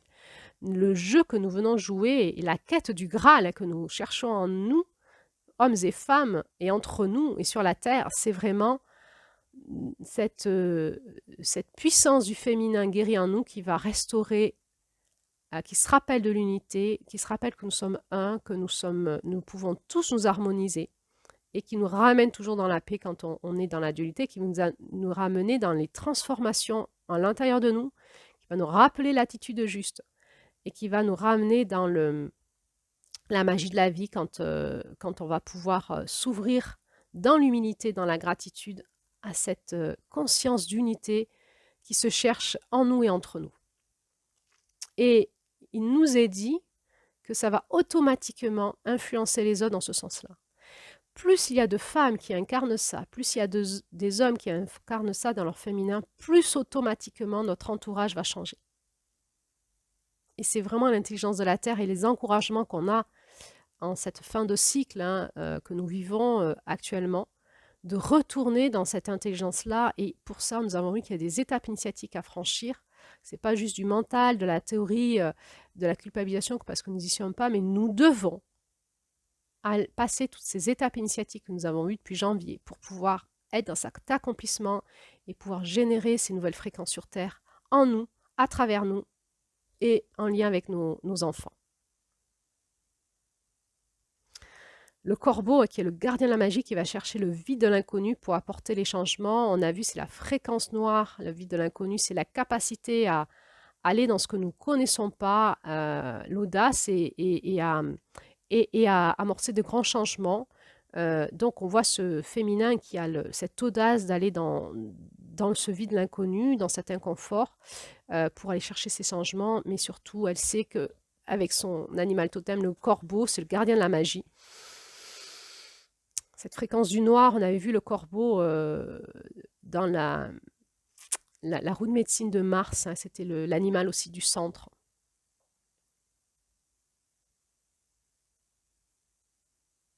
C'est la capacité d'aller plonger dans cette fréquence noire en nous. On avait vu ça aussi avec la lune de mai, qui est la lumière noire de la dynamique de la Terre. Donc vraiment de pouvoir aller en nous dans le noir inconnu de notre corps, de notre eau, de notre terre, de notre corps, de notre conscience, et aller chercher, retrouver en nous cette unité pour pouvoir l'incarner et la vibrer en nous et autour de nous et ramener cette conscience d'unité sur Terre en lien avec cette famille planétaire. On sent ce féminin qui a à la fois du courage, de l'audace, un masculin en place et qui va, et qui est accompagné et qui a la conscience, une forte conscience, un masculin qui a une forte conscience, sa conscience de l'unité, parce qu'elle a pu, grâce à son masculin, repartir à la rencontre de son féminin de décembre. On avait vu tout le long de cette roue chamanique que toutes les lunes du féminin sont accompagnées par le masculin guéri. C'est impossible autrement. Il nous faut ce masculin qui fait un retournement et qui vient nous aider à retrouver la source de nous-mêmes dans notre féminin. Et ce féminin incarne ce masculin guéri en place, qui a retrouvé son féminin et qui peut incarner ça sur la terre d'une manière ferme. La conscience de l'unité, la conscience de l'harmonie, la conscience de la magie des transformations, de l'attitude juste, de l'humilité et de la gratitude. Alors, donc elle a son alter ego, son frère, son masculin qui va l'accompagner, cette complétude spirituelle. On nous a dit que c'était des jumeaux, c'est comme une complétude spirituelle. On peut entendre là la dynamique des âmes d'unité. Certains parleront de flammes jumelles. Tout ça, c'est encore des théories, des dogmes. On va revenir juste à la notion de ces âmes qui se re-rencontrent pour œuvrer ensemble sur la terre, dans la complétude spirituelle. Mais dans deux corps différents, un corps d'homme et un corps de femme. Et on voit que ce n'est pas forcément un couple, ça peut être une relation fraternelle aussi. Et donc ce fils, lui, s'appelle Soleil au-dessus du feu. Son père s'appelle Feu d'encens. Lui s'appelle Soleil au-dessus du feu, dans sa dynamique sociétale. Donc on entend que c'est encore une fréquence au-dessus du père. On entend que les nouvelles générations nous élèvent dans les fréquences. Et nous allons les accompagner. Nous acceptons que nos enfants sont des fréquences supérieures aux nôtres et nous allons les accompagner dans leur mission. Nous n'avons pas des enfants pour nous avons des enfants pour la Terre, pour l'humanité. Nous les accompagnons. Il va y avoir une dynamique entre nous, entre parents et enfants, qui va être un beau champ pour la Terre et pour les cieux, mais aussi entre nous et pour l'humanité. Ça va nous amener vraiment dans la magie, dans la gratitude. On est sorti de la dynamique égocentrique. Un enfant pour moi, pour ma famille, ce sont mes enfants, les lois familiales, les injonctions, tout ça c'est fini. Nous sommes une famille planétaire et nous faisons passer des enfants pour la Terre, pour l'humanité, pour le cosmos, et nous sommes des parents responsables de les accompagner là-dedans. Donc, soleil au-dessus du feu, donc il n'y a plus de narcissisme, on accepte que nos enfants soient supérieurs à nous, on ne va pas les rabaisser, les castrer, on va les soutenir dans leur élévation. Et il s'appelle Flèche qui parle, son nom spirituel, à l'intérieur de lui. La flèche est le symbole du chemin de vérité, parfaitement équilibré pour voler et atteindre directement son but. Quelle efficacité, quel équilibre. Dans la vérité, le chemin de la vérité, parfaitement équilibré pour voler et atteindre directement son but. La vérité s'exprimera par sa bouche. Il guidera son peuple par son exemple. Il utilisera sa médecine pour soigner. C'est donc un guérisseur. On entend l'incarnation de l'homme frère d'Avril. Hein. Il utilisera sa médecine pour soigner et sa sagesse pour apprendre aux autres à remercier pour la vérité dans leur vie.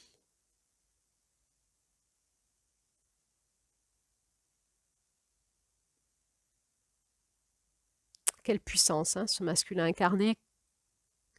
Nous avons accompagné nos fils là-dedans, encouragé nos hommes là-dedans par notre propre masculin qui va aller dans ce sens-là aussi. C'est comme si nous avions la possibilité de syntoniser le masculin à travers nous les femmes, en encourageant nos hommes, en encourageant nos enfants, à travers les hommes qui ont cette conscience-là, de syntoniser le masculin avec le masculin des autres, de syntoniser notre féminin avec le féminin des autres pour syntoniser toute cette dynamique de la famille planétaire, aller dans ce sens-là petit à petit. On entend la parole qui est là, on se souvient de la fréquence de la couleur pourpre où Julie nous avait parlé de cette lettre P qui ramène à ça, hein, à la fréquence de ce masculin-là. Je vous réinvite à réécouter les audios de Julie sur la couleur pourpre et l'analyse que j'en avais fait quelques audios après. pour re-rentrer dans ces fréquences pourpres qui sont d'une grande puissance vibratoire et spirituelle et qui nous ramènent à la puissance de ce féminin et de ce masculin, et entre autres de ce masculin qui, la vérité s'exprimera par sa bouche, il guidera son peuple par son exemple, il utilisera sa médecine pour soigner et sa sagesse pour apprendre aux autres à remercier pour la vérité dans leur vie. On sent qu'il a une puissance du masculin qui s'est rééquilibrée grâce aussi à l'énergie de novembre. Il est parfaitement équilibré pour voler et atteindre directement son but. Parfaitement équilibré entre masculin et féminin. Il est dans son chemin de vérité et il exprime la vérité. Ce qu'il dit, c'est ce qu'il va faire, c'est ce qu'il est. Il n'est plus dans ses paroles qui ne s'incarnent pas. Il marche sa parole en novembre, il marche sa parole et en décembre, il est là, il renaît, il rejaillit, il est là, en nous, autour de nous, entre nous. Et ce nouveau masculin est là. Il est équilibré pour voler et atteindre directement son but. Sa vérité s'exprimera par sa bouche et guide son peuple par son exemple. Et il utilisera sa médecine pour soigner, sa sagesse pour apprendre aux autres à remercier pour la vérité dans leur vie. Il est protégé par l'esprit du jaguar. Il nous est dit que le jaguar a le pouvoir séculaire, c'est-à-dire très ancien et spirituel d'être un chef. On sent la dynamique du leader, du leader qui syntonise tout le monde derrière lui. Allez hop, on va dans ce sens-là. L'esprit du jaguar qui a le pouvoir séculaire très ancien et spirituel d'être un chef, ça nous ramène à notre masculin qui va devenir leader dans notre vie. Leader dans nos dynamiques, nous reprenons notre pouvoir personnel, notre autorité personnelle et nous impactons la matière avec notre masculin, nous passons à l'action.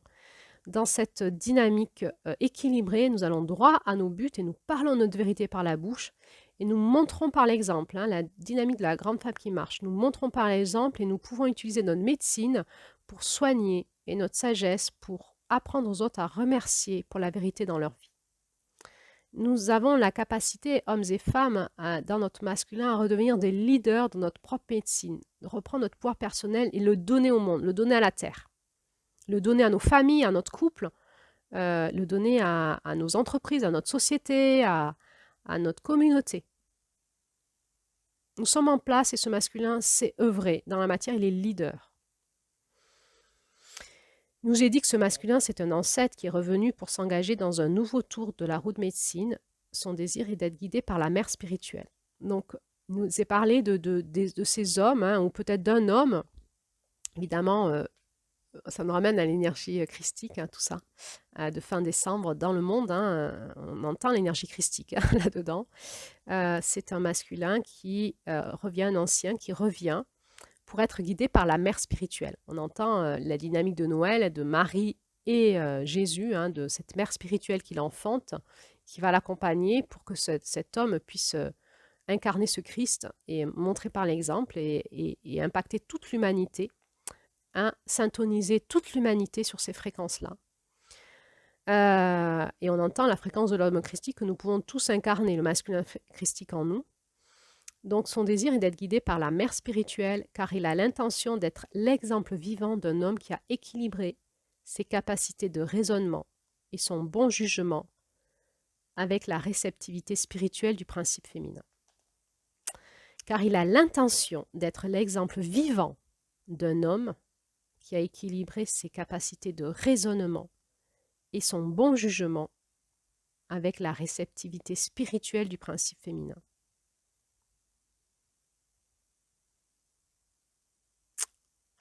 Donc on est vraiment dans l'équilibre masculin-féminin, en lien avec son esprit et sa spiritualité.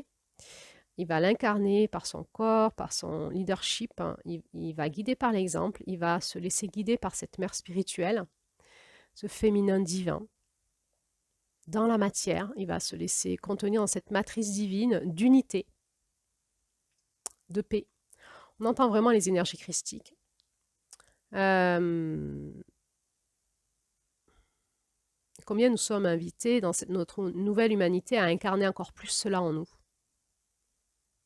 En nous et entre nous, à inviter nos relations à y aller, à inviter les consciences de notre couple, les consciences de nos familles. Mais voilà, on sait que le chemin, il se fait ensemble, mais aussi en nous-mêmes. Et il n'y a pas d'évolution ensemble si en nous-mêmes, on n'a pas fait le travail. Et souvent, on attend trop que l'autre évolue. On projette sur l'autre nos problèmes. L'autre est notre problème. Nous n'avancerons pas si nous faisons ça. L'évolution, elle est en nous. L'autre n'est qu'un effet miroir. C'est difficile. L'effet miroir est difficile. L'effet miroir dans les couples est très difficile. C'est pour ça qu'actuellement, il y a des personnes qui préfèrent être célibataires pour retrouver en eux, sortir d'un effet miroir d'un couple trop difficile avec trop de dysfonctionnements. Les changements ont du mal à s'amorcer, ça nous ramène vers les fréquences très basses et pour pouvoir s'élever dans nos fréquences intérieures, parfois, il faut aller voir ce qui est juste en nous avec notre masculin sacré, mais parfois nous sommes amenés à reprendre une dynamique de célibataire pour pouvoir retrouver en nous ces fréquences et pouvoir recréer un nouveau couple avec une femme ou un homme plus en lien avec nos nouvelles fréquences guéries. Parfois, les couples nous amènent vers le bas. Et parfois, on est obligé de passer par la mort pour renaître à un nouveau couple. Donc, parfois, on est obligé de changer de couple. Parfois, dans le même couple, c'est possible.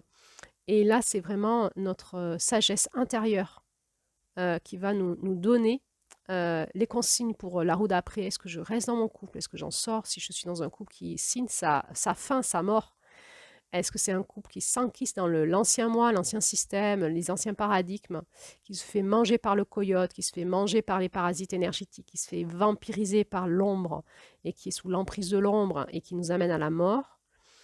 Et est-ce qu'il faut que j'en sorte? Est-ce qu'il faut que je ressuscite à moi-même, seule, pour retrouver ça en moi avant de pouvoir incarner ça dans un nouveau couple? Ou est-ce que c'est possible dans mon couple actuel qui est en train de passer par la mort et qu'il renaisse, qu'il rejaillisse dans une dynamique entre nous, mais qui est en lien avec le travail que moi j'ai fait en moi dans ce couple-là? C'est toujours mon couple, il évolue parce que moi je fais un travail, c'est pas l'autre. C'est pas l'autre qui doit changer, c'est moi qui change. Et il y a une magie, c'est la magie du féminin. Le couple, c'est une matrice. Quand moi je change, il y a quelque chose qui change dans le couple et qui va amener l'autre à changer. C'est comme ça. Si on ne l'a pas compris, nos couples ne changeront pas.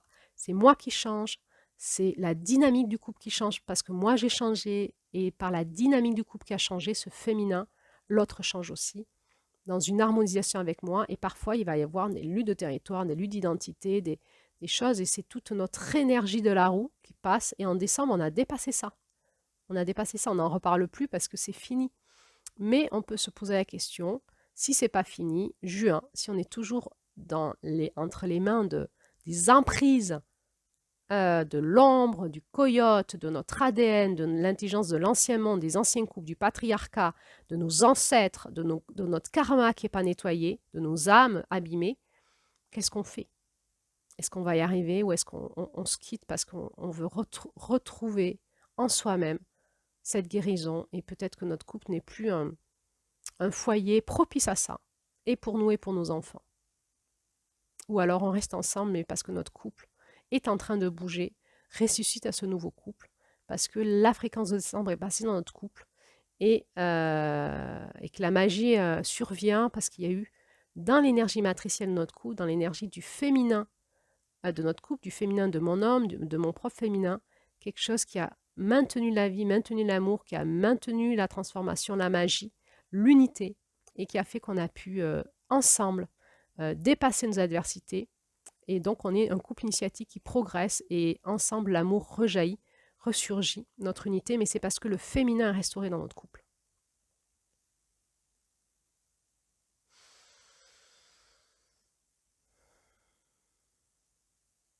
Alors, ben voilà, le, le conte finit avec cette proposition de nourrir nos bébés intérieurs, ces nouvelles énergies de décembre qui vont redémarrer en janvier dans une nouvelle roue. Et ben, ces bébés auront besoin d'être nourris et aimés d'une façon qui soutienne le développement de leurs capacités.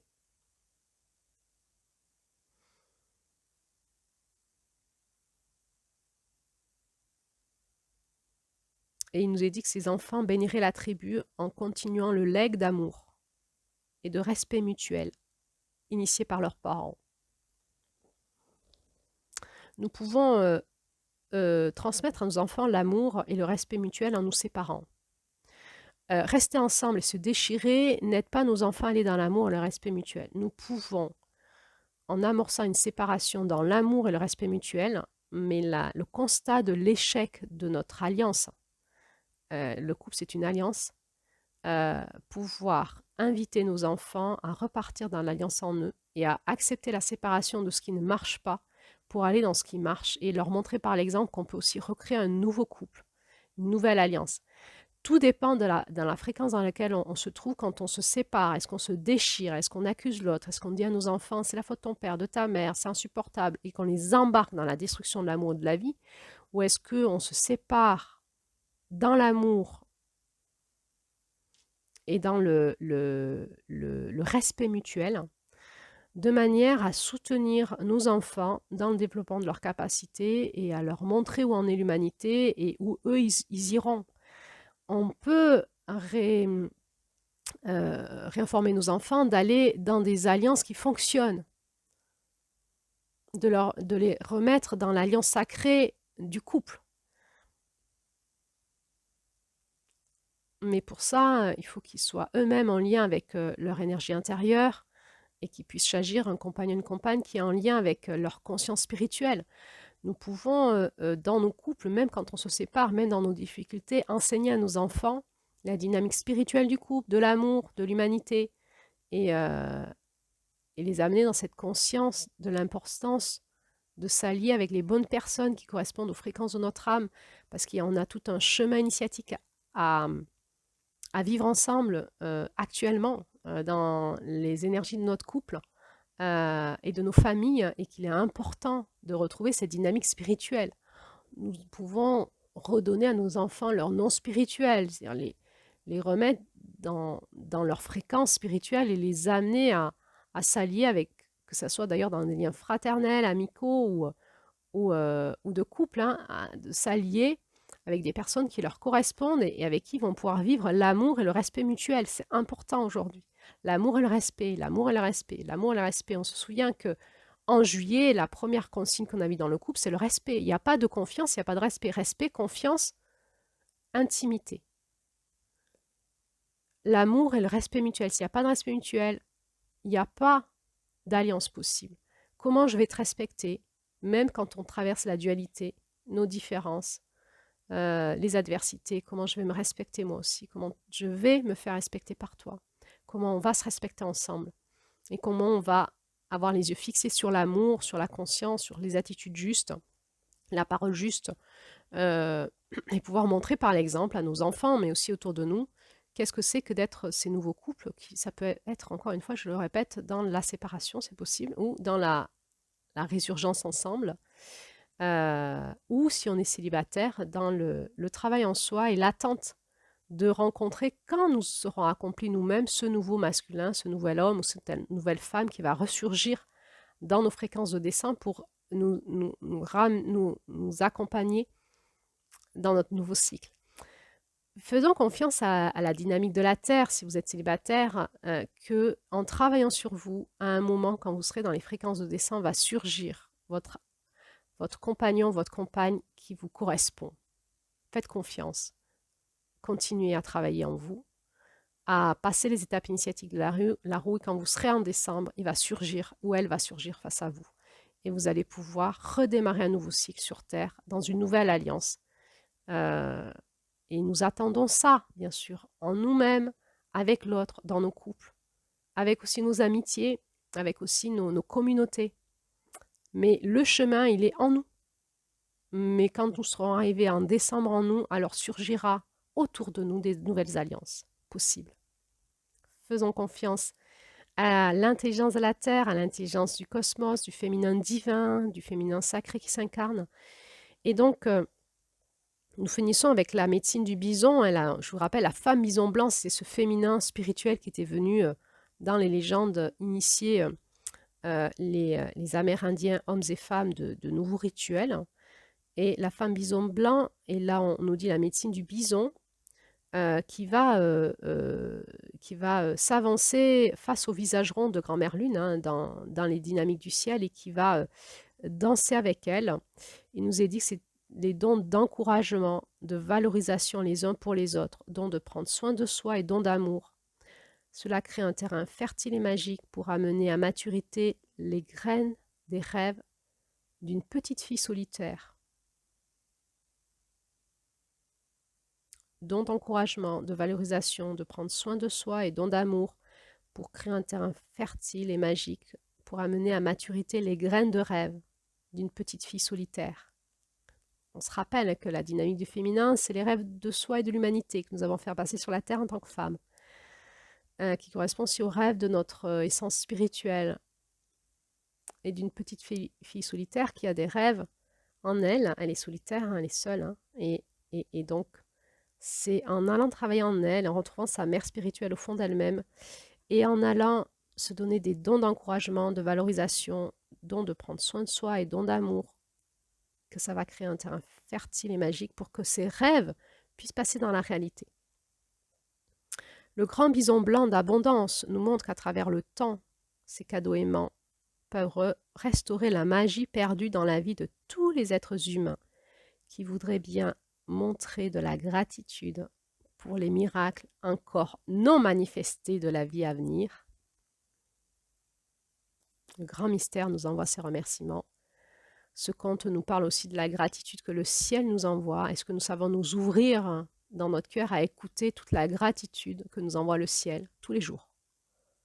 Combien le ciel nous remercie pour le travail que nous accomplissons sur la terre. Est-ce que nous sommes ouverts à ça? C'est une médecine extraordinaire que de pouvoir recevoir tous les jours, remercier et recevoir en retour la gratitude du ciel. Je te remercie pour m'accompagner, pour tout ce que tu m'as apporté aujourd'hui, etc. Et s'ouvrir aussi à écouter dans notre cœur comment le ciel nous remercie pour tout ce qu'on a fait pour lui et pour la terre ce jour-là.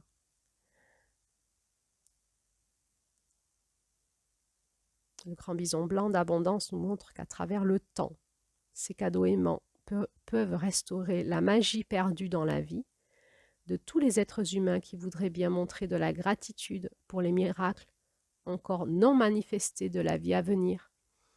Alors, je ne peux que nous encourager cette fin d'année à nous plonger à l'intérieur de nous, dans notre alliance masculin-féminin profonde, sacrée, divine, pouvoir écouter nos rêves de changement et pouvoir déjà remercier pour les miracles qui vont s'accomplir l'année prochaine et de pouvoir aborder l'énergie de cette nouvelle année dans la gratitude de ce qui va s'accomplir dans cette nouvelle année. Alors merci, merci, merci, merci pour ce podcast qui a tenu son rythme jusqu'à cette fin décembre. Merci pour tout cet enseignement amérindien, toutes ces femmes. Merci pour Jamie Sams qui nous a fait passer ça dans un livre au bout d'une douzaine d'années de quête. Merci pour les traducteurs, traductrices qui nous ont fait passer ce livre. Merci pour tout ce qui, moi, m'a accompagné à rencontrer ce livre et m'a enseigné pendant toutes ces années d'initiation. Merci pour toutes ces fréquences qui sont passées à travers ma voix et qui vous ont peut-être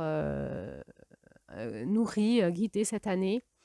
Merci pour tout ce qui s'est accompli à travers ce podcast et à travers nous et en moi-même et à travers Julie et entre Julie et moi à travers cette année. Et alors, je vais m'ouvrir à recevoir les remerciements du grand mystère. Eh bien, ce sont des larmes de gratitude que je reçois. Le ciel est en larmes de joie pour ce qui s'accomplit à travers nous. Il nous est rappelé que l'incarnation d'être un être humain, c'est un chemin de beauté, mais aussi de difficultés que nous avons besoin pour traverser nos difficultés de nous fixer sur le chemin de beauté.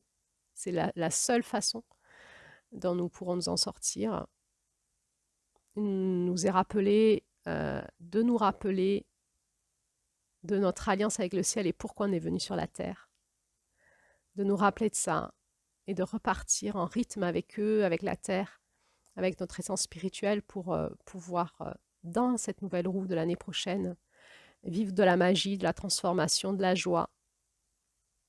Et il y a vraiment quelque chose qui descend du ciel et qui nous supplie de nous rappeler pourquoi on est sur Terre, de sortir de l'illusion de nos souffrances et de repartir dans cette joie, dans l'abondance et de repartir en rythme avec eux, avec le rythme de la Terre, le rythme du ciel, du cosmos.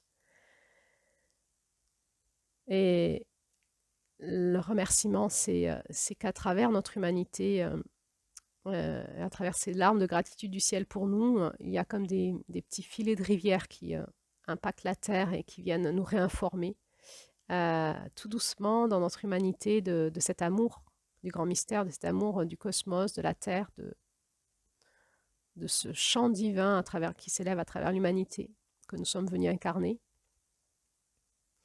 Alors merci à chacun de vous pour le chemin qui s'est accompli cette année. Merci pour vos gratitudes, merci pour votre conscience de vos rêves profonds et des envies du changement pour la nouvelle roue. Merci pour vos gratitudes pour l'accomplissement de vos rêves dans le futur. Merci parce que tout s'accomplit selon son destin et que nous pouvons nous reposer là-dessus dans cette nouvelle conscience.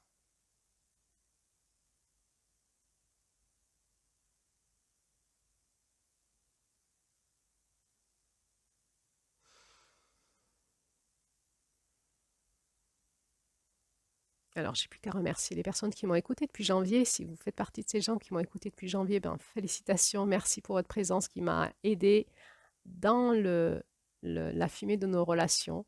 Je ne vous voyais pas forcément physiquement, mais je vous sentais. Votre présence était importante pour moi et pour Julie. Merci pour votre soutien. Merci si vous avez partagé ces podcasts à d'autres personnes. Merci si vous avez soutenu par des commentaires ou des pouces. Merci si vous avez eu la conscience du travail accompli et du soutien. Merci pour vos paroles de reconnaissance. Si vous voulez mettre quelques paroles de gratitude à la fin de cet audio, c'est avec plaisir que nous les recevrons avec Julie. Merci pour ceux qui ont cliqué quelques fois, qui ont écouté une partie, pas tout, qui ont quand même reçu quelques graines. Merci pour mon envie, mon élan, mon appel en janvier dernier de créer ce podcast pour faire passer gratuitement cet enseignement en France, sur cette planète. À travers moi, merci à Julie qui m'a suivi et qui continue à me suivre. Et je vous rappelle qu'un nouveau podcast va démarrer, toujours en lien avec les 13 mères originelles, mais dans une autre dynamique qui sera en lien aussi avec les énergies christiques. Et cette fois-ci, ça ne va pas être de l'enseignement, mais ça va être sous forme de compte initiatique que nous allons créer à fur et à mesure des mois ensemble avec Julie. Nouvelle dynamique, nouveau changement, nouveau chemin, nouvelle roue. Et nous partons sur un terrain d'aventure inconnu. Autant la roue des 13 mers, nous la connaissions. C'était notre sagesse que nous vous donnions à travers ces audios. Autant là, nous partons avec ce nouveau féminin dans le vide de l'inconnu pour apporter des changements. Alors, voilà, ça va être autre chose, une autre dynamique.